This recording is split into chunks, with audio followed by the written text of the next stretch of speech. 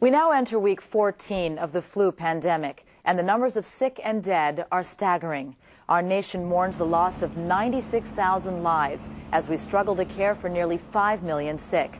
Experts predict the number of Americans who die may ultimately reach 2 million. Globally, over 500 million have become ill, and more than 21 million have died. This pandemic is testing our national character, and it's had a profound impact on every American community. Good evening. I'm Monica Samtani for ANS. I'm joined by our Homeland Security correspondent, John Badilla, to talk about the pandemic's cascading effect on our nation and its critical infrastructure. John, you've just returned to Washington after traveling to some of the hardest hit areas with the President and the Secretary of Homeland Security. That's right. I must tell you, I've never covered an event with such a widespread and devastating impact. This pandemic seems to have touched every facet of American life. Despite the best efforts of countless thousands struggling to minimize the pandemic's social and economic impact, the situation continues to deteriorate. In what ways?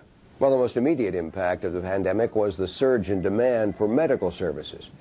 Hospitals, clinics, and doctors' offices were quickly overwhelmed. These facilities were forced to sharply cut back on the care they would otherwise offer for non-acute health problems. The secondary impact here is on those who provide care. With increased exposure to the disease, many caregivers became sick. Others have been forced to stay home to care for sick loved ones, and still others are so afraid of catching the flu they have not reported to work. This places an even greater strain on the healthcare system's ability to cope. What about the effect on our economy? Well, that too has been devastating. The pandemic has created a domino effect throughout the economy. Fear and government restrictions have combined to dramatically decrease travel. Attendance at sporting events, restaurants, and tourist attractions has declined. In addition, retail trade has been severely hurt as people avoided public places like shopping malls. Absenteeism due to fear or sickness is up in every sector. Supply chains have been strained due to disruptions in transportation systems. Shortages of food, medicines, and other staples have become commonplace. Many schools have closed, and those that remain open have seen attendance drop as worried parents keep their children home. As influenza continues to spread, governments are finding it increasingly difficult to maintain critical infrastructure and provide essential goods and services. Even the federal government is facing staffing shortages due to absenteeism, and that's making it difficult for the feds to respond to requests for assistance. Is this why cities across the country appear to be essentially closing down? Partially, but often decisions to close schools, place non-essential employees on leave, or secure transit systems have been made in an effort to slow disease transmission or to relieve pressure on overburdened systems.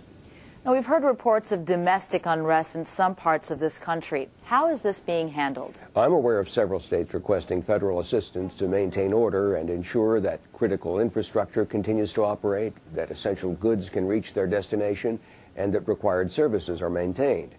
But active duty, reserve, and National Guard units are also experiencing personnel shortages, which are straining their ability to respond. Now, a larger issue may be a loss of confidence in government. As the situation worsens, are people beginning to feel that the government has failed them, that it wasn't prepared to meet this threat? Many are expressing that feeling. I don't think it was a failure of government, but rather a problem of requirements exceeding available resources. As a Wall Street Journal article pointed out, we have a conflict here.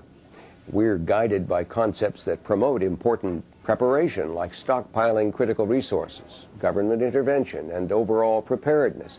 But these are costly, and they're at odds with U.S. business practices that aim to cut costs and increase quality by reducing inventories and delivering raw materials and other products only as they're needed. We've heard that the first delivery of pandemic vaccine is close at hand. Government officials are making difficult decisions about who will get vaccine first and who will follow. Obviously, everyone wants vaccine. Do you think we'll be seeing any public outcry over these plans? Well, there's going to be a lot more public debate on that subject. If officials don't make a compelling argument why those decisions are in all of our best interests, that could erode public confidence and raise issues of fairness. We'll have to follow that closely.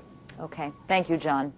As we've examined the pandemic's effects on the economy, we've been reporting expectations of a 3 to 5% decline in the gross domestic product. When we come back, we'll hear what the White House is doing to mitigate the long-term impact. Stay with us.